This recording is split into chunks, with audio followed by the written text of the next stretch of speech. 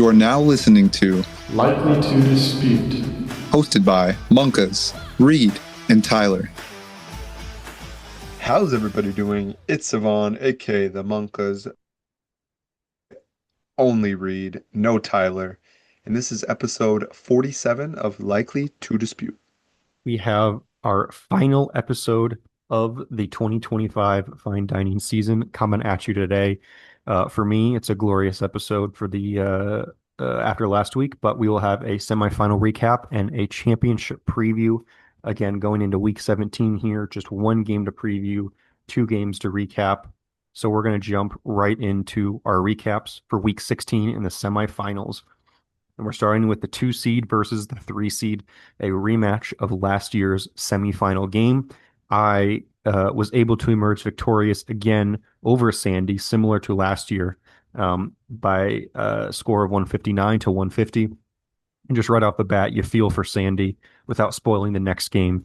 He scored more than both teams in that game, but is not going to get a shot at the championship. So right off the bat, you feel bad for Sandy. Cevan, thoughts on the game here? Yeah, it was a good semifinals matchup, both putting up respectable, more than respectable weeks over 150. Yeah, feel for Sandy getting eliminated to you 2 times back-to-back years. Good on you. You had some nice boom weeks. Harold Fannin made his enter into the lineup, first time call up from Taxi Squad, and he showed out like he's been doing for the majority of the season. It's nice that you were able to get Drake London back for hopefully what ended up being a ramp-up game for him, get him back to 100% for the championship. And then, sorry, I'm holding back a sneeze. No, sorry. I believe that's a pod first for us. Yeah. And then yeah, on Sandy's side, sorry, I don't know if anybody can hear Pickle squeaking in the back, but that's on me. Shout out the GOAT. On Sandy's side, the tough beat is, and I don't know if he ever would have started him, but he starts Gesicki or AJ Barner at tight end instead of Parkinson, he wins. So I don't know if that was ever a real consideration. I think that was Parkinson's first time being in his lineup all season, which I understand because he had been hot over the last month and a half, but you live and die by your start-sit decision sometimes. But Reed, back-to-back championship appearances. That's a first in the league. So I mean, we're in year 2 here, so not a whole It's lot of still league first. record. it's hard to do. Making championships is harder than winning them. Yeah. I was going to bring up the Kobe Parkinson point as well. I mean, he was I like so much Twitter smoke about him, Devontae Adams being out, the touchdowns he's had the last couple of weeks. The everything was pointing in the direction for a big Kobe Parkinson breakout game, and I didn't even know because I during I had Kyron Williams playing during the Thursday night game as well, so I was trying not to check the score. I usually try not to check during the game. I try to check after the game. So I didn't even look until after the game to see that he had Kobe Parkinson in. And I had seen that he had him in, and I'm like, oh my God, that's ended up being a huge thing for me because he just had the 5 points there. But yeah, obviously those 4 tight ends and the 3 he didn't start scored more than him. Obviously, Andrew does not make a difference in the game. But yeah, just a tough beat there. And again, hats off to Sandy because this game was an absolute roller coaster. On Sunday during the 3:30 slate, it was going way back and forth. I was heavily favored after the noon slate, and then that frickin' Lions Steelers game just would not end. Jared Goff just kept racking up points, and thankfully that last touchdown didn't count. Wouldn't have changed the game here, thankfully, but yeah, it was crazy. And then going into Monday night, we were, I believe, separated by about a point and a half. I had Juwan Jennings. He had not Keenan Allen. Michael Pittman left. And, I'm at the future in-laws house trying to watch this game, trying to keep my shit under control here, watching the fate of my team here. In the first half, Juwan Jennings goes no catches on 1 target, which was a drop for him. And I'm like, okay, Alexa, we need to go back to the hotel here. So if I crash out, I can actually crash out here. And Juwan Jennings catches that touchdown pass in the front corner of the end zone. And I let out a let's go. And she was worried. And I was like, oh, fire me up. I might as well have caught that touchdown at that point. I was so excited. So I was super hyped when that happened. And, you know, and it's weird too because the Colts offense especially for the first half was humming, and just Yeah. none of it was going to Pittman. As we'll talk about here in the second game, I mean, the Colts offense looked really good. It was a huge part of the second game, the second semifinal game. But yeah, it was a tough evening for me, and it ended up going out well. But yeah, all hats off, hat tip to Sandy. But I'm excited to be back in the finals. Yeah, both of you having big performances from multiple people and having some multiple single digit scores and still putting up 150. It would have been a good sign either way, but you end up on top and you're looking to catch a specific someone in rings. We'll see if it happens. We'll get to that in a little bit. Shout out Kenny Gainwell though. If you didn't see that touchdown catch he had, I was so mad that that got reviewed and called a touchdown. But dude's a stud. I mean, fantasy stud right now for the Steelers. So too bad he won't be getting a ring this year. But shout out Kenny I'm Gainwell. I'm glad you brought up Kenneth Gainwell because I have some interesting statistics on said Kenneth Gainwell. So, since you brought him up, I don't know if that was planned or not, but I'll just get into it real quick, real brief. Kenneth Gainwell, weeks 11 through 17 in points per game, is averaging 18.97 points per game, and that is more than Derrick Henry, Kenneth Walker, and Kyron. Derrick Henry averaging over that same span 17.57, Kenneth Walker 12.62 points per game, and Kyron 14.43. Um, all that being said, Kenneth Gainwell over the last 6 weeks would be your running back one. So, what are your thoughts on that? I mean, that's fun, but I don't really know what you were trying to prove there. Like, I'm not awesome. trying to prove anything. I just have statistics to back it up. But you made it sound like I was about to say something and you're about to like lay me out because what I said was stupid. It's like, yeah, Nope. awesome. Kenny Gainwell's been great. I don't know what you want me to say. I just had stats pulled and just I'm happy. and Shout there out we Kenny go. Gainwell. Shout out Kenny G. Kenny G. Okay, on to the second semifinal game here. We had one of the worst fantasy beats I can remember when you consider both the circumstance of the gravity of the game as well as how it went as far as the comeback on one side. And then you also add in the fact that the losing team was heavily favored with the best regular season in our league's history here. So Sumner makes an improbable comeback, to say the least. I don't remember what his win probability odds were going into Monday night, but they were not very high. I believe he was down 129 to 79 with just Alec Pierce and Christian McCaffrey left, and they get it done. Those dudes did the damn thing. They got it done for Sumner, making the huge comeback between 32.6 from McCaffrey and 24.6 from Alec Pierce. He gets it done. I mean, I was watching this game. I'd already locked up my victory, and McCaffrey scores an improbable touchdown. The first touchdown was, whatever, but the second touchdown, for those of you not watching the game, Brock Purdy threw a touchdown in the corner to Jake Tonjes, who had a toe drag, but it was called incomplete, and they did not challenge it. The 49ers did not challenge it. And then they ran the next play and threw a touchdown to McCaffrey in the fourth quarter. So if they would have simply challenged this play and given Tonjes the touchdown, McCaffrey does not score this touchdown. And then Alec Pierce catches two first half touchdowns from Phillip Rivers. And then the second to last play of the Colts starters in the fourth quarter, he throws a 33-yard pass to Alec Pierce to put Sumner up by about a point, or I guess 2 points, to give him the lead. And then the very next play, Phillip Rivers throws an interception, and the Colts starters are done for the day.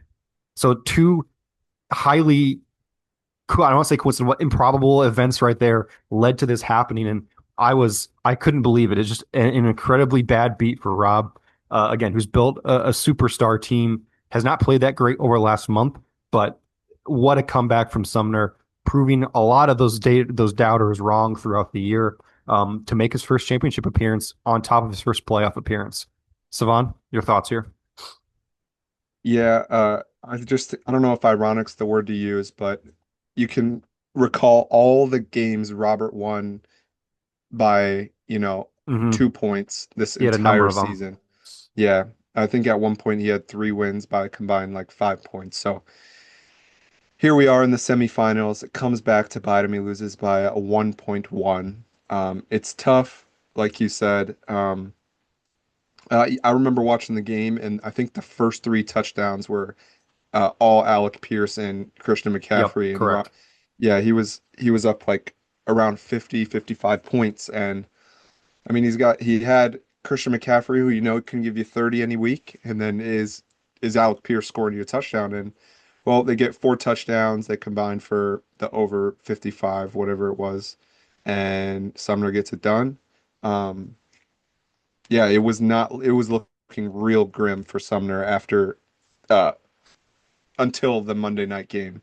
All of his players underperformed. I think sorry, Sutton didn't, but I think the big storyline here was uh, it wouldn't had it even been close had he started Trevor Lawrence, which you guys talked about and laid out last week about how he missed out on that 47 point game Hmm. and then followed it up with another four touchdown performance against Denver too, which I think is a really good sign if you're able to, put up those kind of points in a tough matchup. So we'll get into the whole Trevor Lawrence thing here soon, but very, very horrendous beat for Rob.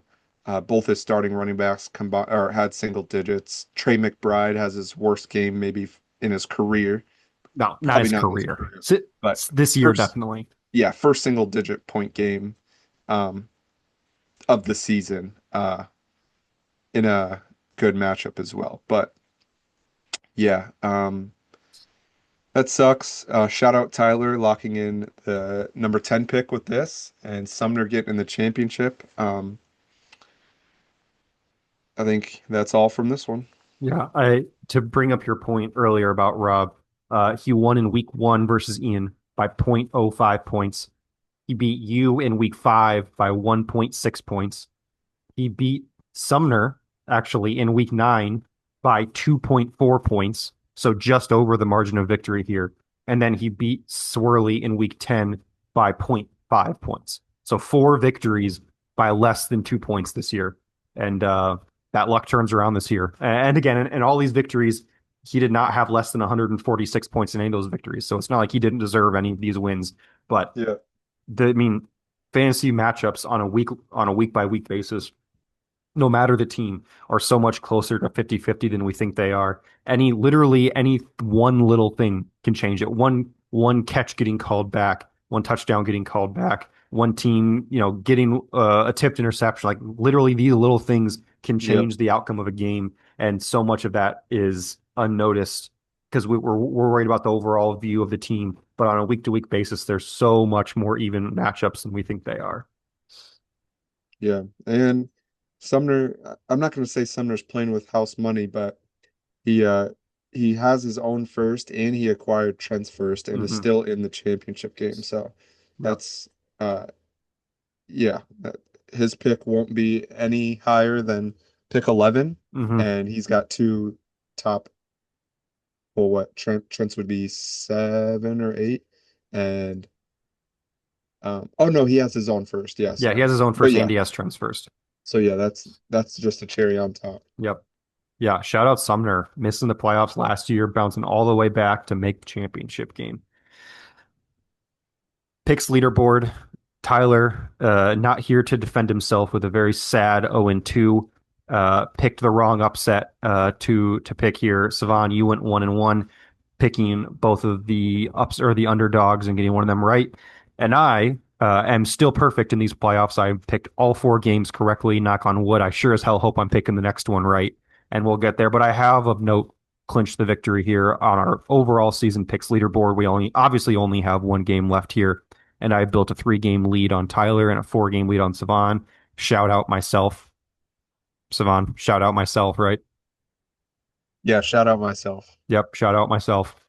Now we're here, our final game preview of the season. We are here. We are at the championship, 16 weeks down, one to go, one game that matters. It is myself versus my good friend, Andrew Sumner. I worked with him at Iowa Baseball for a number of years. He will be at my wedding here, and I told him that my gift has to be that he lets me win. And he countered that I would not enjoy the victory if he let me win. So I said, I respect that. So we're here, beat down matchup. Both of these boys are picking the underdog here. Tyler learned his lesson after picking Rob to beat Sumner last week, and Cevan taking Sumner in back-to-back weeks after shitting on his team for most of the season. So Cevan, we'll start with you. You're taking the underdog here. You're taking the hot team, the hot hand. What do you got? Yeah, on paper, I do think if you throw the names away, if you just take out or take into account what's happened this season, I think the teams are very close. You add in the fact you have lost Rasheed Rice for the season, one more game, whatever. Um, Garrett Wilson obviously hasn't been a factor on your team in a long time. We'll see if And I'm Anthony missing Rich Anthony Richardson. he's not coming Yeah, back. they already announced that Philip Rivers is starting. Okay. Well, that's tough, I suppose. Um, but no, on Sumner's team, uh, this makes a difference to me. I don't know if it makes a difference to you. He does have Cortland Sutton in the lineup, who plays on Christmas tomorrow. The Chiefs put both their starting corners on Chiefs have IR. Chiefs have given up on the year. Yes, they have given up, and put both their starting corners, who were good, on IR. So they're going to be rocking backups tomorrow. Um, uh, Wandale, we know what Wandale is, but looks like those are his two starting receivers. He's going the four running back approach. Um, we'll see. Could be catching a huge break here with Ramondre potentially playing without Travion. Michael Carter gets Cincinnati's defense. Javonte gets Washington's defense. Christian McCaffrey gets Chicago with potentially no George Kittle. Um, so yeah, I really like his matchups this week.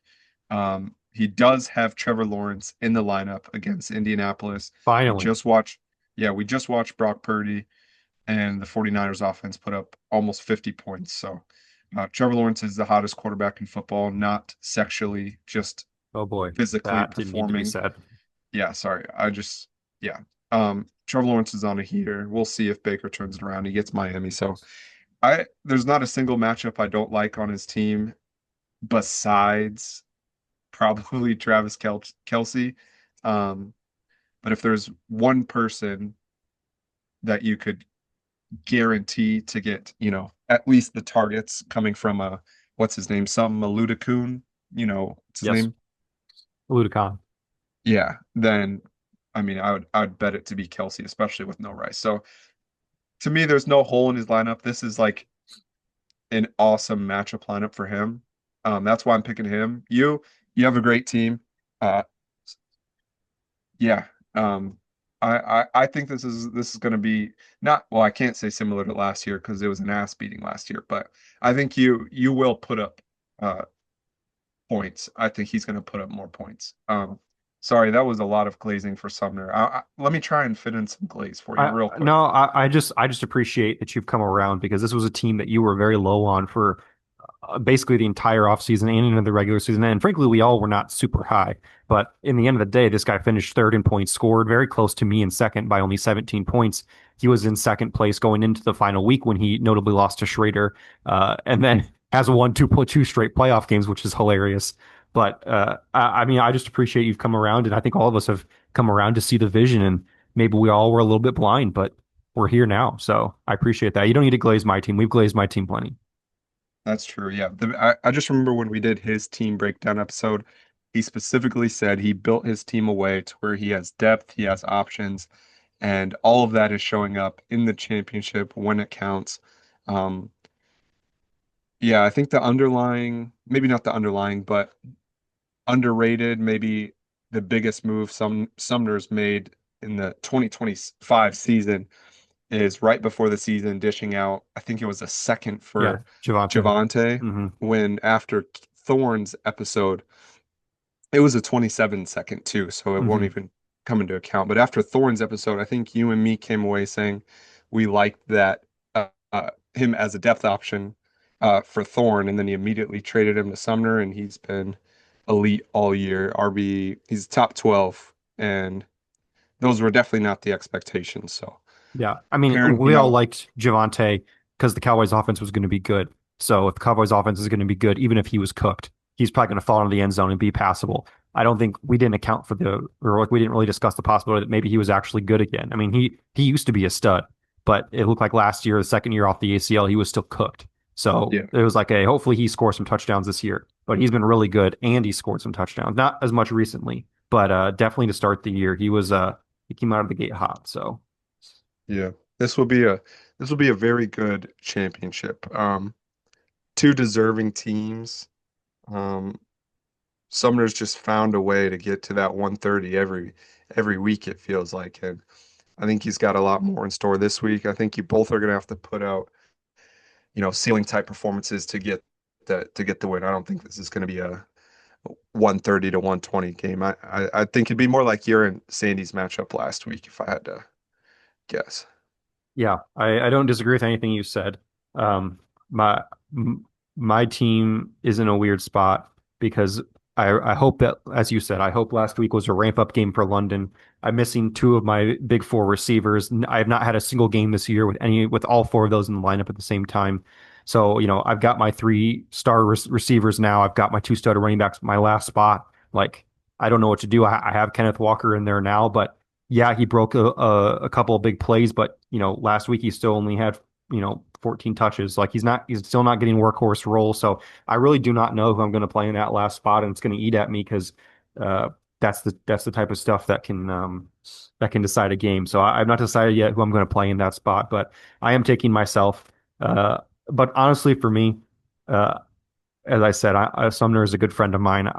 If I lose, obviously I'll be sad, but I'll have no problem watching him win if he's the one that takes me down. So, not to take some of the shit talking out of it, but hat tip to Sumner. I believe he finished second to last year in the league, other than outside of James. I believe he was the last team in 11. So, to turn it around again, all the credit to him and to see it come together. Third and points scored, win two playoff games here. So yeah, it should be fun. I'm excited to for this to go down, and it's interesting with the week. At this point in the NFL season, when you have games on Christmas and then Saturday and Sunday and Monday, and right now I Yeah. know for sure I will have two guys on the Monday night game because it's Falcons Rams. So I'll have Kyron and Drake London for sure playing in that game. So almost surely not going to be decided until Monday night at this point. Yep. And I mean, yeah, the two guys you do have, London, any given week he can give you 30. Kyron, yeah, I mean, they're any given week they can combine for 50 points. So, Mhm. if you're within that threshold, I think Monday night will be a good uh a good ending to the season, I regardless. need And it'll be a lot of, I mean, I what would you rather be? Would you rather be yourself in this situation where you have a 50-point lead again and you have to watch two players try and come um, back, or would you rather be down 50 with the two players? fucking neither because I don't know. I in the past I have moped around saying that I have bad prime time luck, and this year that has absolutely not been the case for me. But I watching what happened last week to Rob literally hurts my heart. Obviously, Rob is also a good friend of ours, and it hurts my heart to see that happen to him because I know that's happened to me before, and that just blows chunks. So I, I'd rather have my guys not get it done than to have my opponent have guys come back and just do the thing and have them Yeah. combine for 50 points to beat me. So I hope that doesn't come down to it, but three of my four, Juwan Jennings also plays Sunday night.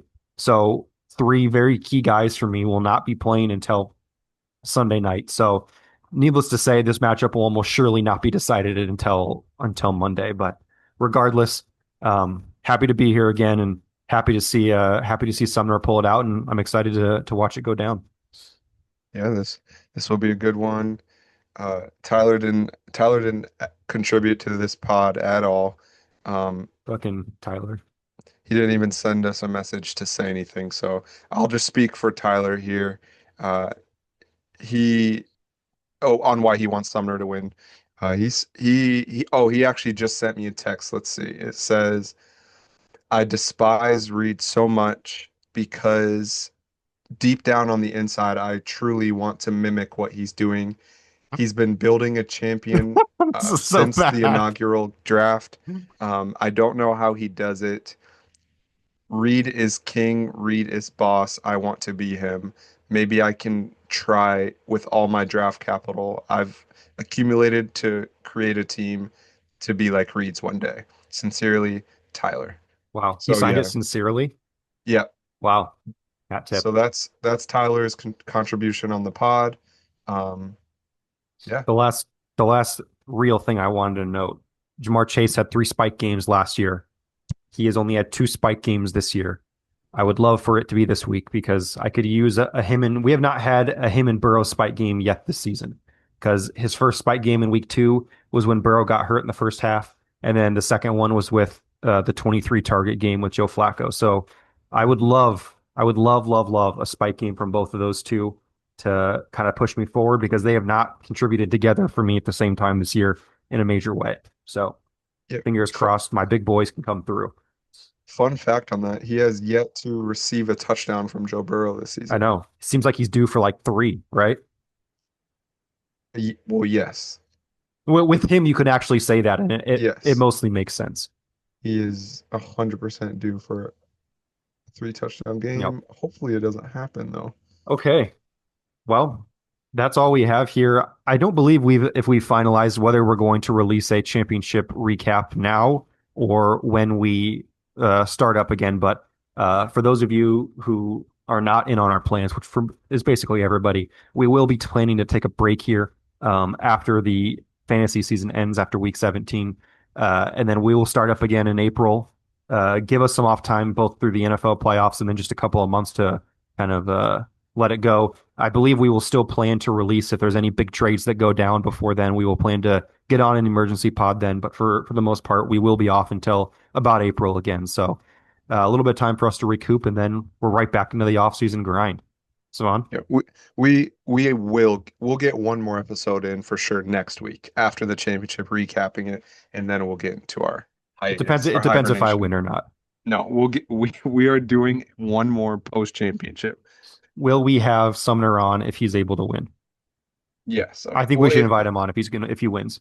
oh, for sure. We got to give him his flowers, open the floor, and same for you if you win. We'll give Well, you I'll your be on it no flowers. matter what. So Okay, so confirmed. We will be back next week for sure, one final episode of season one. It'll be episode 48, and 48 that is all. episodes from April to December. Plus the halves. Plus the half. So I believe we had 3 half episodes. So Yeah. Over that's 50. 50 or 51 episodes. So wow, bunch of grinders we are, aren't we? Bunch of grinders. Haven't missed an upload in a week since the inception of the pod. It's nice to be here. I can't believe it's already down to the last few days. It flew by. You know, Tyler's already been thinking about 2027, and we He's haven't been even thinking got, about that since week 3. yeah, and we haven't even got through 2025. So shout out Tyler, shout out Swirly, shout out Sumner, shout out Sandy too. Wait, actually, there was one thing I wanted to bring up on the pod. Actually, you know what? I'll save it. I want to send it in the chat. It's too good to discuss on the pod when nobody's listening. So Fair never enough. mind. Any last thoughts? Or are we good to run it? That's all. Awesome. Well, thank you all for listening, and we will see you next week.